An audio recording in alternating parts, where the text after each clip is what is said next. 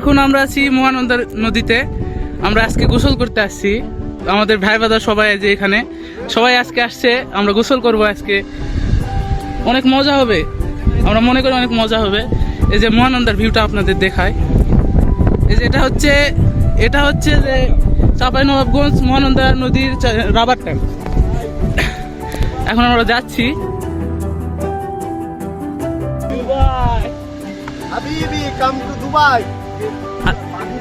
যদিও এটা মহানন্দা, কিন্তু আমাদের কাছে মনে হচ্ছে এটা দুবাই।